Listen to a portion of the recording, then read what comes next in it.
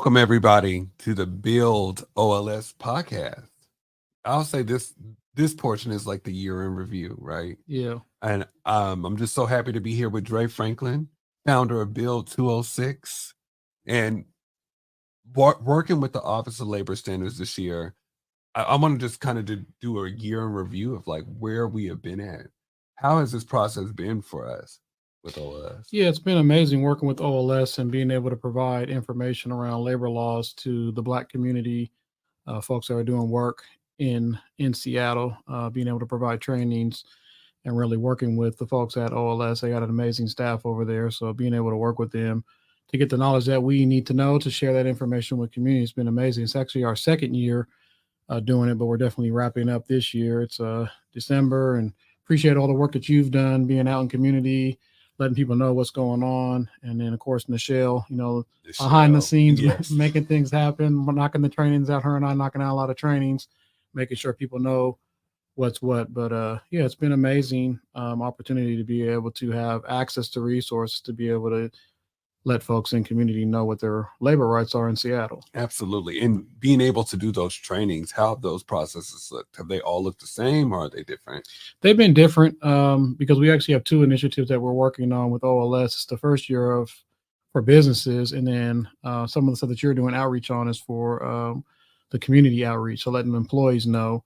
And so some of the trainings we did were, around operating your business as well. And then some of the trainings information that we were providing was really for employees to know what their rights are as employees, and just general information, outreach information. So we've done a lot of trainings on, fair chance ordinance. We've done a lot of sick, safe leave, secure scheduling, all the ordinances that they have. And you guys can check out our website to get that information. It's build206.com/labor standards. And of course, you can look up the Office of Labor Standards website. You can just Google City of Seattle Office of Labor Standards, and they have a plethora of information on there. Yeah, and I'm just grateful for you and Nichelle to be able to do those trainings, and doing the outreach and for it has just been just life-changing. Community members walking up and asking questions, coming in with things that could be cases or things that could be investigated. So kind of like navigating folks of like, you deserve this, right? Some of us have went through this pandemic and don't realize that, hey, we weren't being paid for our paid time off or our sick leave. So it's just been great to reach out to all members of community, from young to old, to people who have small businesses, to people who have big businesses, to community members that might even speak a different language that we would have to navigate to. It's just been a great experience. Yeah, and you're already out there connected in community, so it was an easy lift for you to be out there and make these things happen. I know there was some learning and things that had to happen. I think OLS has been a great partner with trying to provide us information for us to be able to get out and relay that information. And then just like any laws or any ordinances, things change, right? Yeah. So things get changed and updated, or they have new things. And so we try to stay up the code, stay up to speed on what's going on, so we can give the information to the community in real time. So I appreciate you being out there at all of our events as well as other folks' events, and looking forward to see what we can, keep to make it happen.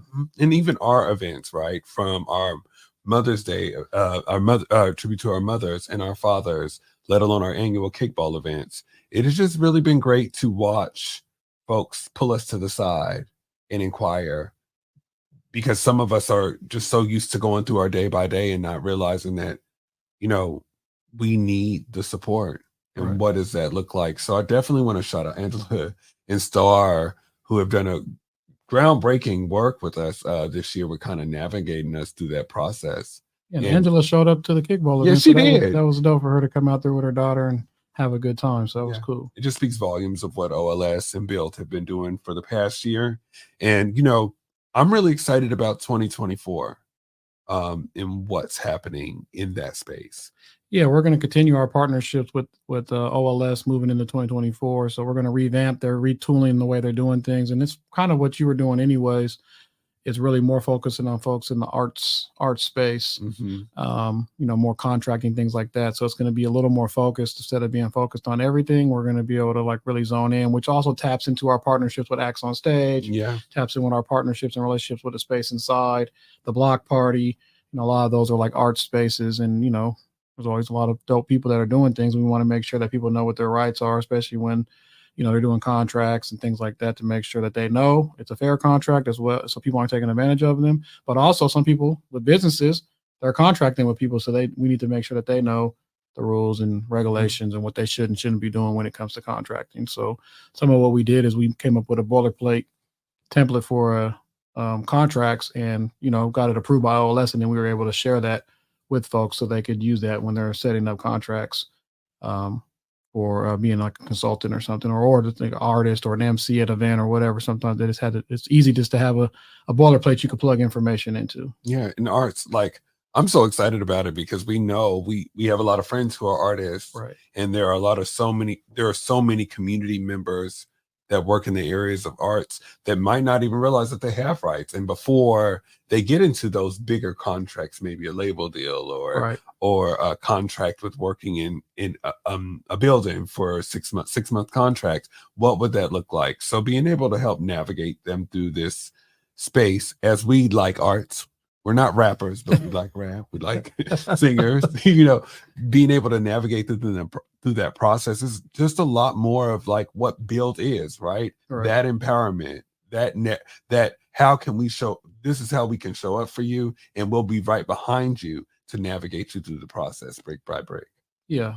So yeah, and part of our process too, I just want to speak on that, and you can speak more on it if you want, but on our website, you can put in an inquiry. So if we know sometimes people pulling us to the side at events or in community, or they'll reach out to us, but sometimes people want to, just inquire and find out if they have a little information. So we do have an intake form that people can fill out on our website, and then we'll respond and set up a time to meet with you to figure out if it is a case. And then if we do our initial assessment, then we'll connect you with the Office of Labor Standards. And I know we had a few people come through where we also referred them over to like Office of Civil Rights and different organizations. It may not have been a violation of labor laws, but there might have been some other funky stuff going on, which is a way to help people navigate. And that was, I think that was one of the best processes, right? Because even if we were able to refer them to different spaces, they still came to kickball events. They still came to open mics because, learning that someone violated your rights. You still also need a space to still be comforted, like to still be navigated and empowered. And that's what Build does. And we continue to do that throughout. I mean, I can think of the folks that we've talked to through that space, and walking us through what has happened to them. That sometimes can be traumatic, but them taking that step is a step not just for themselves, but for the next person that may feel that they are not that they don't have that their rights have been violated. And that's why I think these initiatives like this are innovative for government entities to leverage folks that are rooted and connected to community to connect community to resources. Because sometimes when the government's doing, people have a justifiable distrust in government, right? Mm-hmm.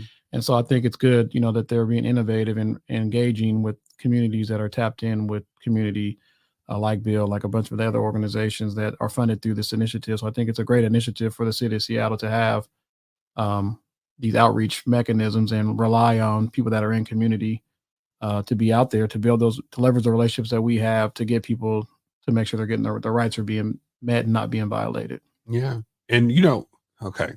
So get a little sentimental. As a person that grew up in the southern area of Seattle, in Build being where it is in their 10th year, coming on 11th, how does it feel to know that you are providing this resource along with Office of Labor Standards to be able to provide the resources for our community folks?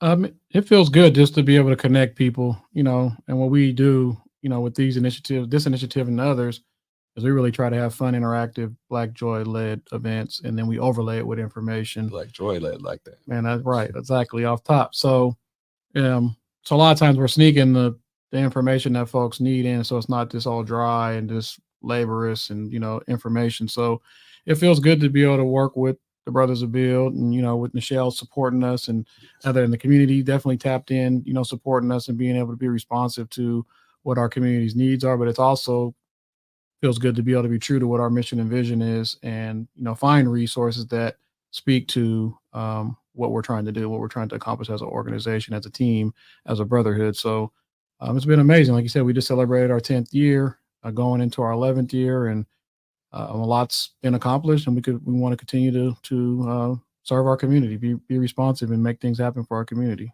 Yeah, and we will do that. And we got some more series coming up, a couple more clips from some of our investigators that have been here. So I couldn't think of ending it without like speaking with you, because this journey throughout this year and our second year of partnership is great. But you know what they say, three's a charm.